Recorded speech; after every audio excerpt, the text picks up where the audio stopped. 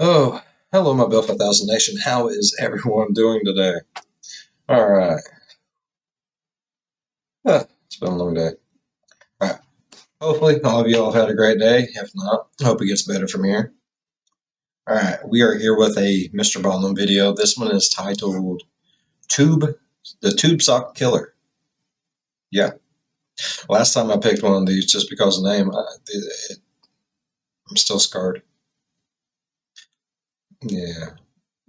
But this one, I mean, the last one was called like The Pinching Man. The name was very misleading. Not, but was. So this one, Tube Top Killer, something's going to die. So let's get into it. Go ahead, turn them lights down low, put on something comfy, cup, something special. Let's get spooky. If you live in the Pacific Northwest of the United States, then you want to pay close attention to the ending of today's video. But before we get into today's story, if you're a fan of the strange, dark, and mysterious delivered in story format, then you've come to the right channel because that's all we do, and we upload 3, 4, even 5 times every week. So if that's of interest to you, please ask the like button to go for a walk with you in northeastern Australia and push them into a gimpy plant. Also, please subscribe to our channel and turn on all notifications so you don't miss any of our weekly uploads. All right, let's get into today's story.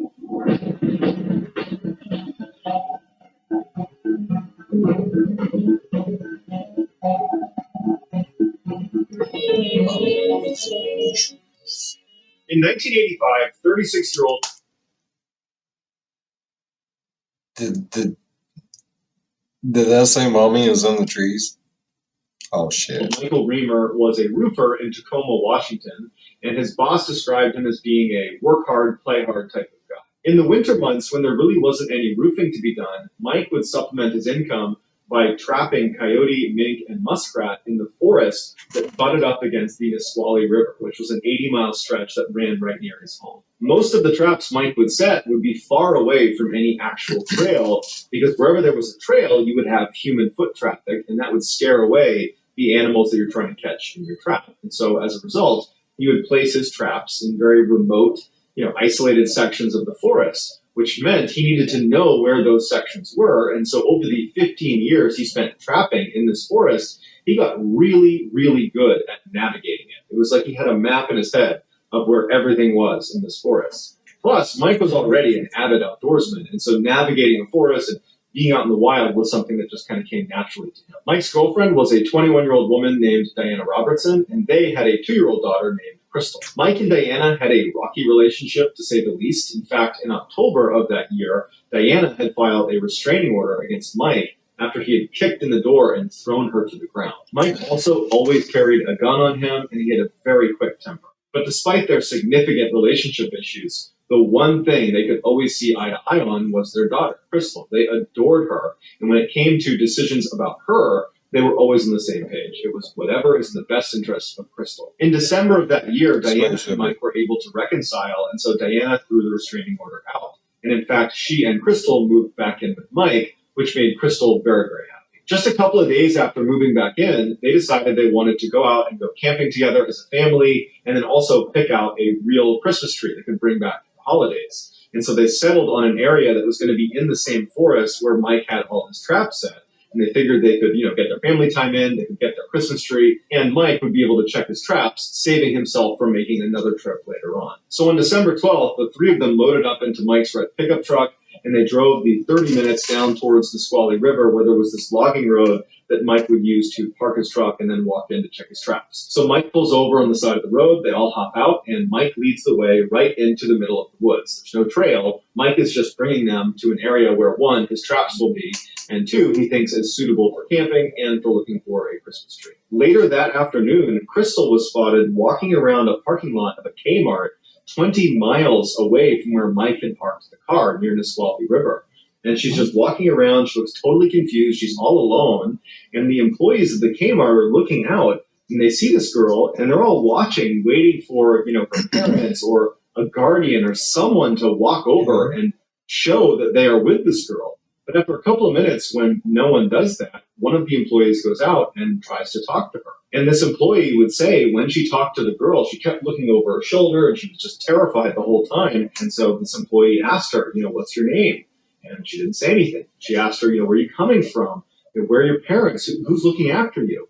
And to all the questions she was asked, she didn't say anything. She just looked terrified and was looking over her shoulder. And so this employee brings the girl back inside and they call the police. And so the police show up and they ask the girl the same questions that the employees have been asking her, and the girl's still not speaking. And so after they made an announcement inside to say, hey, is anybody in here the parent or guardian of this child? And no one came forward.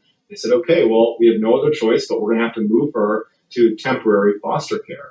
And so they move her to a foster home, and then they put an ad out in the newspaper that day with a picture of her, basically saying, if you know me, contact this number. 2 days later, Crystal's maternal grandmother would see the picture in the newspaper, and the ad did not have a description of how she was discovered. It just said she had been found at this particular Kmart, and if you know who she is, please contact. What the f is going on? Like,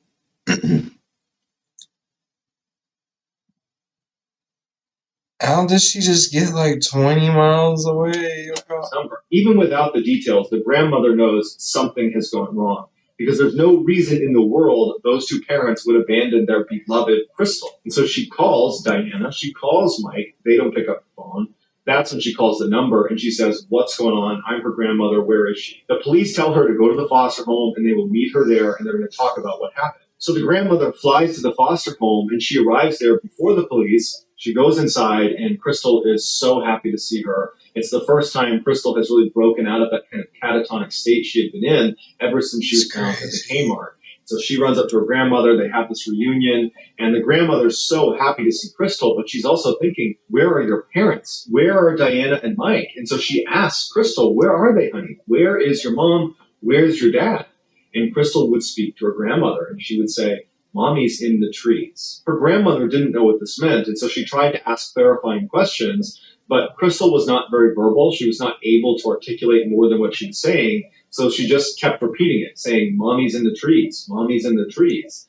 And so then the police show up, and the grandmother turns to them, and she says, where are her parents? Where are Mike and Diana? And the police turn to her, and they're like, we don't know. We found her abandoned in this parking lot, and she wasn't speaking, and no one knew anything about her. And so until right now, we didn't even know her parents' names. Do you have any idea where they might be? And the grandmother's like, I have no idea. I mean, I'm just learning about all of this stuff now. But when I came over here, Crystal said to me, Mommy's in the trees. She's not very verbal, so she can't explain much more than that. But she just kept saying, Mommy's in the trees. And I know Mike liked to go camping in this one area near the Nisqually River. He keeps traps out near the edge of the water. He catches some small animals out there. So I know he goes out there and goes camping. And so maybe that's what Crystal's referencing, that they were in the trees, so they were in that forest over there. The grandmother also gave the police the address to Mike's house, and the police used that information to launch their search for the parents. And so the first place they go is Mike's house, and all the lights are off, the door is locked, and his red pickup truck, because the grandmother said he drove a red pickup truck, his red pickup truck is not there. And so they rule out his house, they're not there, and they begin flying a plane not only over Tacoma, which is the area where they were living, but also over that forest that was right up against the Nisqually River. And as they're flying, they're looking for campsites that could potentially be Mike and Diana, but they're also looking for the red pickup truck, which is fairly distinctive. And after a couple of days of flying all over the forest and looking around the side streets and putting people in the forest walking on foot, they couldn't find anything, and they turned the search off. And they would tell the grandmother and the rest of the family on Diana's and Mike's side that they really just needed to wait for more information to come in, because they couldn't just spend an indefinite amount of time scanning a fairly large area. They have all of Tacoma in this huge forest. And so everyone just had to wait. 2 months later, a man and his dog were out walking on this logging road that was about 10 miles away from the Nisqually River and 30 miles away from the Kmart where Crystal was found. And they're walking on this road, and they see way off in the distance there's this truck that's pulled over to the side of this road. And even from a distance, they can tell it's covered in snow. But it hasn't snowed recently. There's snow on the ground, but the amount of snow that is on this truck indicates it's been sitting here for quite a while. And so as they get closer to the truck, this man is looking around, seeing if maybe the owner is nearby, even though it seemed unlikely given the fact that it looks like it's been sitting here a while. And so after he stands there for a minute looking around, feeling pretty confident there's no one in the area, he brushes the snow off the passenger side window, and he looks inside, and he doesn't see anything at first, but he notices on the passenger front seat there's a significant amount of blood on the seat, or what appears to be blood.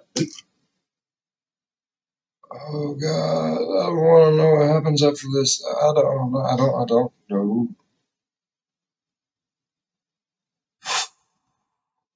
So, how did the little girl get? I'm pretty sure it said 30 miles. How did the little girl get 30 miles from where they was at to that Kmart? Like, why? What? Why is there blood? Why? I don't. I don't understand. I don't. This startles the guy, so he backs up from it, and he and his dog very quickly leave this area because they're in this kind of desolate, logging road. He's pretty isolated, and so he gets out of there as quickly as he can. And when he gets to a phone, he calls the police. Police show up and they brush the rest of the snow off, and they find it is a red pickup truck. It's Mike's red pickup truck. Mike and Diana's case had been very big news in the area when it happened, and the news had really not gone away. People were out there looking for this couple, and so as soon as they saw this was Mike's truck, they start fanning out and searching the area, seeing if they can find any other clues about what happened to Mike and Diana.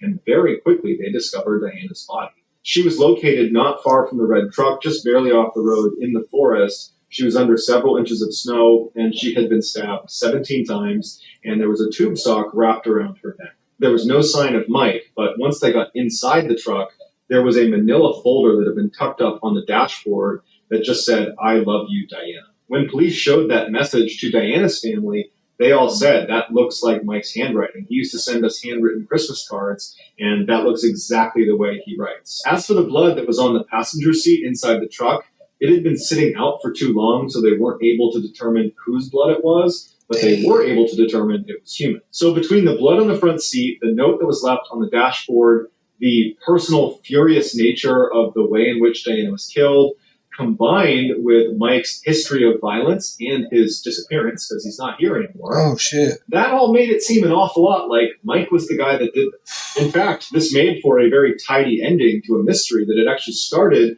before Diana had been killed. On August 10th, 1985, so 4 months before Mike, Diana, and Crystal ventured off into the woods near Nisqually River, 27-year-old Stephen Harkins and his girlfriend, 42-year-old Ruth Cooper, were going camping near Nisqually River in the same forest. They were actually about 15 miles from where Diana's body was ultimately found, and they were very close to a number of Mike's traps, although they probably didn't realize they were near them. During their trip, an unknown assailant walked up to their campsite in the middle of the night and shot them both to death. Stephen was found right away, and he was found inside of the sleeping bag at their campsite, indicating he had been killed in his sleep. Ruth wasn't found for months, and when she was found a mile and a half away from the campsite, and she had a tube sock tied around her neck, the same way Diana had. And the knot that was used on the tube sock was even the same as the knot used on Diana's tube sock. So the similarity was just too much to overlook.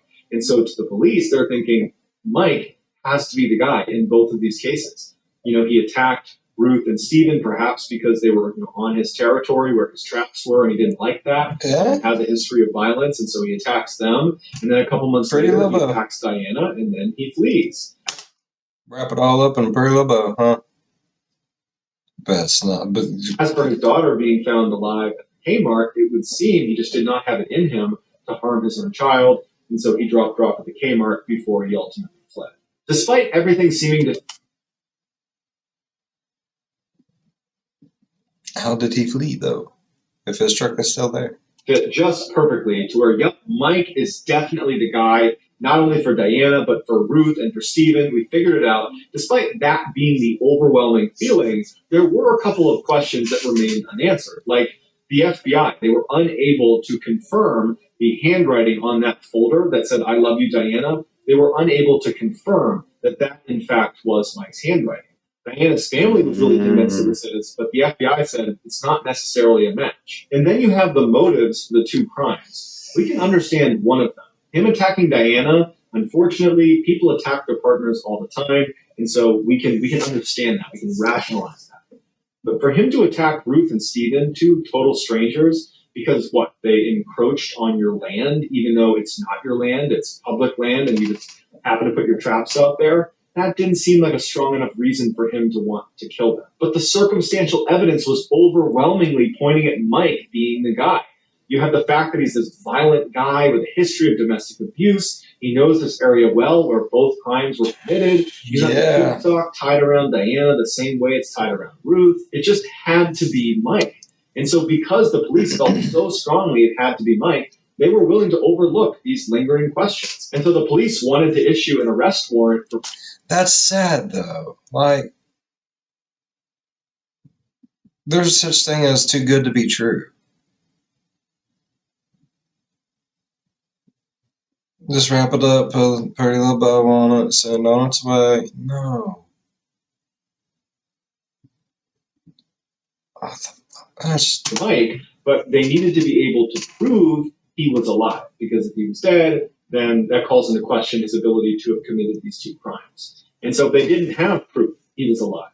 And so very quickly, this story faded out of the headlines because basically everybody believed Mike had done it and he had run off somewhere, and maybe someday we'll figure out where he went and we'll bring him to justice. But until then, we know he's the guy. For years, no one heard from Mike, no one saw Mike. It was like he had just totally vanished. Crystal was raised by relatives, and many of the detectives that were working on these cases eventually retired or moved on. Then, 25 years later, in March of 2011, a hiker was walking through the forest near the Nisqually River, about 1 mile from where Diana's body was found, and they would stumble upon a piece of a human skull. She calls the police show up, they search the area, and they discover another bone, a human jawbone.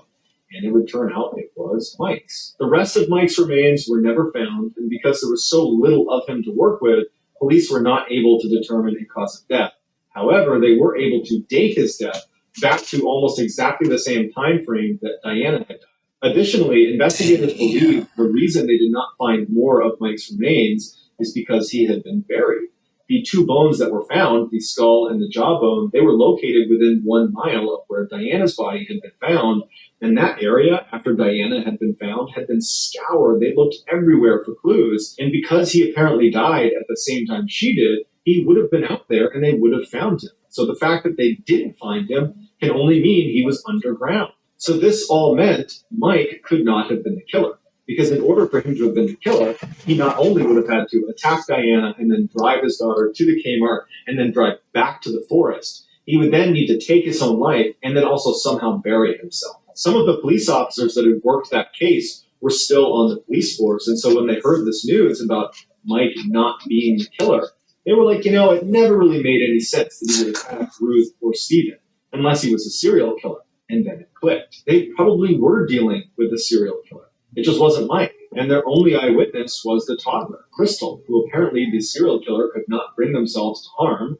And so as a result, Crystal just sat there and watched these horrible things happen to her parents, and then probably spent a fair amount of time with the serial killer afterwards because they needed to drive her to the Kmart. Investigators and her family had tried to get her to give more information about what she had witnessed, but all she could say was, "Mommy's in the trees." And so there are really only two interpretations of what that means. Either one, she was just stating that her mother was in the forest, and that would have been accurate, or she's remembering her mother trying to escape a serial killer by climbing up into a tree.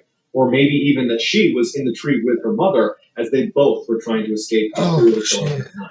So when the police have this revelation that Mike was not the killer, that in fact it was probably a serial killer, and we know nothing about this serial killer besides what Crystal had to say as a toddler, and that didn't provide any sort of real clarity on who this person was or what their MO was. They went back and looked at all the unsolved murders in the Pacific Northwest, specifically around this forest. They discovered that in addition to Mike and Diana and Ruth and Stephen, there were 4 other sets of couples that were killed in and around this forest, and all of them bared striking resemblances to one another. The most recent attack that is associated with the tube sock killer occurred in 2006, but the reality is police don't really know anything about the tube sock killer.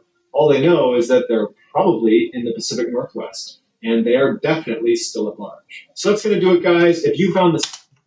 That's freaking awful, bro. Like, people thought this poor man was guilty for a minute and just stopped caring. If someone would have never found his head part. I'm pretty sure it wasn't even the whole part of. It was just part of his head and his jawbone. That's pitiful. And I know there's situations and circumstances where, like, you just cannot keep up with everything that happens in an area. That's why you have different county police and stuff like that.